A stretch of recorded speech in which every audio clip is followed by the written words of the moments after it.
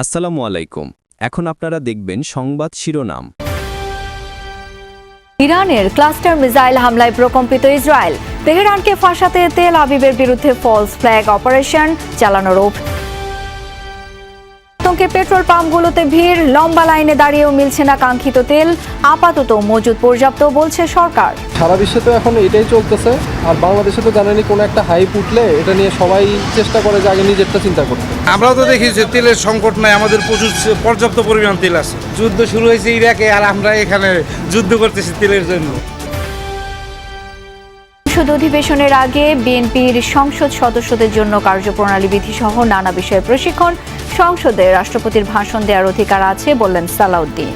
এই সংসদকে আমরা স্মরণীয় করে রাখতে চাই, যাতে একটা ছাত্রগণ অভ্যুত্থানের মধ্য দিয়ে নতুন প্রত্যাশা যা সৃষ্টি হয়েছে জনমনে, সেই প্রত্যাশা যাতে আমরা পূরণ করতে পারি। নিষেধাজ্ঞার মধ্যে সক্রিয় হওয়ার চেষ্টা আওয়ামী লীগের। গণ অভ্যুত্থান পক্ষের ব্যর্থতা বলছেন বিশ্লেষকরা। আইনিভাবে মোকাবিলা করতে চায় সরকার। আওয়ামী লীগের কার্যক্রম নিষিদ্ধ করা হয়েছে, সে কার্যক্রম পরিচালনার ক্ষেত্রে আইন শৃঙ্খলা বাহিনী যারা আছে তারা এটা দেখবে। তারা আইনগতভাবে যেহেতু নিষিদ্ধ হয়েছে, আইন ভঙ্গ করুক, সেটাও আমরা চাই। প্রহর ও পাপেট শোতে মুগ্ধ কচি কাচারা। বাবা মায়ের হাত ধরে খুদে পাঠকরা কিনছে বই। আসসালামু আলাইকুম। এখন দেখবেন সংবাদ বিস্তারিত। ইসরায়েলে ক্লাস্টার ওয়ারহেডযুক্ত ক্ষেপণাস্ত্র দিয়ে হামলা চালিয়েছে ইরান। অপারেশন ট্রু প্রমিস 4-এর নতুন এক হামলায় ব্যবহৃত হয় শক্তিশালী মারণাস্ত্রটি, যা আকাশে কয়েক খণ্ডে বিভক্ত হয়ে আঘাত হেনেছে বিভিন্ন স্থানে। বিষয়টি নিশ্চিত করেছে রেভলিউশনারি গার্ড IRGC। মূলত ব্যালিস্টিক ক্ষেপণাস্ত্রের চাদরে ঢাকা ভয়ঙ্কর এক যুদ্ধাস্ত্রের নাম ক্লাস্টার মিউনিশন। বৃহস্পতিবার স্থানীয় সময় রাত আকাশ প্রতিরক্ষা ব্যবস্থা ভেদ করে ইসরায়েলের ব্যস্ত রাজধানী তেল আবিবে আঘাত হানে ইরানের একটি ক্ষেপণাস্ত্র। মিসাইলটির বিধ্বংসী রূপ ধরা পড়ে ক্যামেরায়। রেভলিউশনারি গার্ড IRGCর দাবি, এটি ছিল একটি ক্লাস্টার ওয়ারহেডযুক্ত খাইবার শেকান মিসাইল, যা মাটি থেকে স্বল্প উচ্চতায় কয়েকটি সাবমিউনিশনে বিভক্ত হয়ে আঘাত হানে তেল আবিবের বিভিন্ন। খাইবার শেকান নামের এই মিসাইল ইরানি অস্ত্রভাণ্ডারে নতুন, যার নামের অর্থ দুর্গ বিধ্বংসী। 2022 সালে IRGCর সমর ভাণ্ডারে যুক্ত হয় ক্ষেপণাস্ত্রটি। এই ধরনের ক্ষেপণাস্ত্রের খোলস বা ক্যানিস্টারের মধ্যে রাখা হয় ছোট ছোট অনেক বোমা। গুচ্ছ আকারে রাখা হয় বিধায় এর নাম ক্লাস্টার বোমা। আকৃতি বা সক্ষমতা ভেদে এক একটি মিসাইলের সাথে 20টির মতো ছোট বোমা বা বিস্ফোরক থাকে, যা সাবমিউনিশন নামে পরিচিত। এসব সাবমিউনিশনে কয়েক কেজি পর্যন্ত বিস্ফোরক থাকতে পারে। মূলত মাটি থেকে 7 থেকে 8,000 মিটার উচ্চতায় আকাশে থাকা অবস্থাতেই এগুলো বিভক্ত হয়ে আশপাশের কয়েক কিলোমিটার এলাকায় ছড়িয়ে পড়ে, যেখান থেকে পরবর্তীতে একের পর এক বিস্ফোরণ ঘটে। ক্লাস্টার ওয়ারহেডে থাকা এসব গুচ্ছ বোমা অনেকদিন মাটিতে সক্রিয় এবং অবিস্ফোরিত অবস্থায় থাকতে পারে, অর্থাৎ এক ধরনের জীবন্ত মাইন হিসাবেও বিবেচনা করা যেতে পারে এটিকে। ক্লাস্টার মিউনিশন নামে একটি আন্তর্জাতিক চুক্তি হয় 2008 সালে।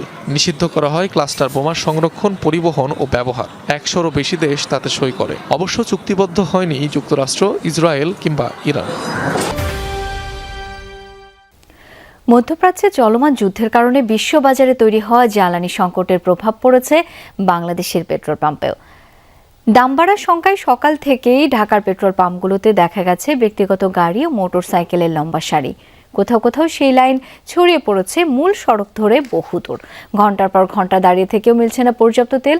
অনেক পাম্পে তেল নেই, এছাড়া অনেক পাম্পে 2 লিটারের বেশি তেল দেওয়া হচ্ছে না। লাইনে দাঁড়িয়েও চাহিদা মতো তেল না পেয়ে ক্ষোভ প্রকাশ করছেন চালকরা।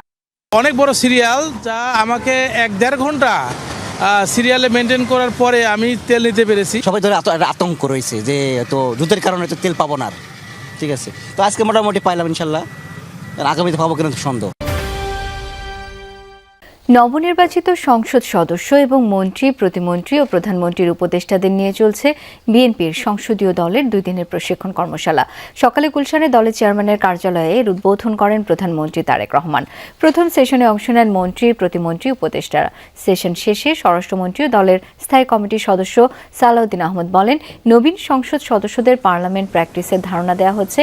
আইন কানুন নিয়ে এমপিদের ভূমিকা কেমন হবে সেই বিষয়ে আলোচনাও হয়েছে। এ সময় সালাউদ্দিন আহমদ জানান, বিরোধী দলকে ডেপুটি স্পিকারের জন্য প্রস্তাব দেওয়া হয়েছে। স্বরাষ্ট্রমন্ত্রী আরও জানান, সংসদ অধিবেশনে রাষ্ট্রপতির ভাষণ দেওয়ার অধিকার আছে, আর সাংবিধানিক পদ হিসেবে রাষ্ট্রপতির সব সুযোগ সুবিধাও বহাল থাকবে। প্রশিক্ষণ কর্মশালার পরবর্তী সেশন দুপুর 2:30টায়। এই সেশনে অংশ নেবেন ঢাকা, রাজশাহী এবং রংপুর বিভাগের এমপিরা। মূলত সংসদের কার্যপ্রণালী বিধি, বিল, বাজেট, স্থায়ী কমিটি সহ সংসদের কার্যক্রম নিয়ে ধারণা দিতে দুদিনের এই কর্মশালার আয়োজন করেছে বিএনপি।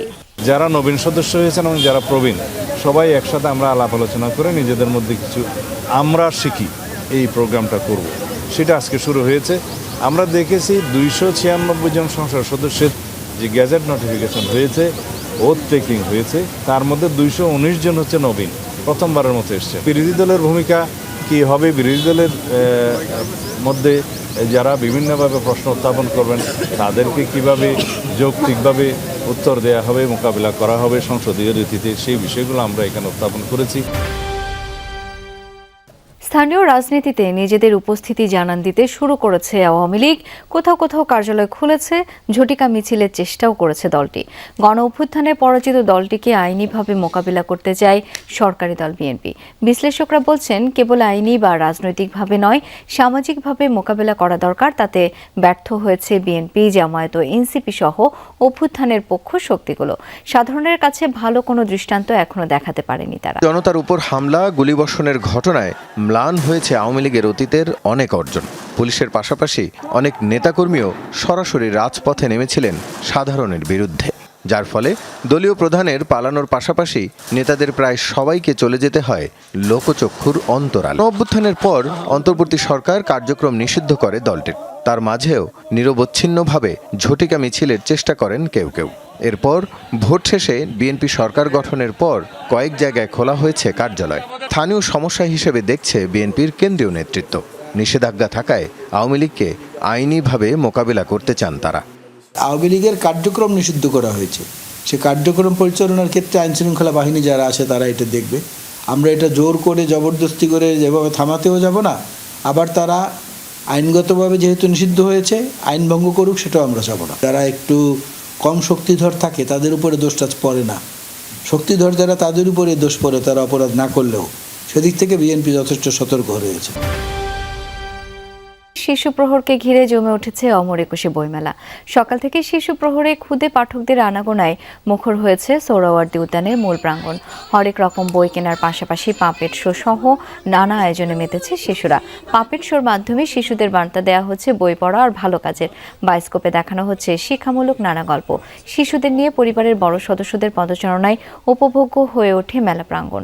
শিশুদের কিনে দিচ্ছে নানা পছন্দের বই। অভিভাবকরা বলছেন, এ ধরনের আয়োজন চার দেয়ালের গণ্ডি থেকে বেরিয়ে শিশুদের মনোজগৎ ও সৃজনশীলতার বিকাশ ঘটাতে ভূমিকা রাখবে, সেই সাথে নতুন প্রজন্মকে বইয়ের প্রতি আগ্রহী করে তুলবে। বলেছি শুধু পাপেট দেখলেই হবে না, বই কিনে যেতে হবে, বইও পড়তে হবে, সবকিছু কিনতে হবে। আর আমার এখানে অনেক ভালো লেগেছে। বাবা আমাদের বলেছে আমরা সবাই একসাথে মিলেমিশে থাকবো, সবাই অনেক আনন্দ করব, বাবা মার কথা শুনবো। আমরা অনেক গল্প শুনেছি পাপেটদের কাছ থেকে, এছাড়া অনেক বই মেলায় বই দেখেছি। এখানে বাচ্চারা আসলে অনেক কিছু শিখতে পারে, অনেক বিষয় জানতে পারে, ওরা মানে বইয়ের প্রতি আগ্রহ হয়, পড়ার প্রতি আগ্রহ আসে ওদের।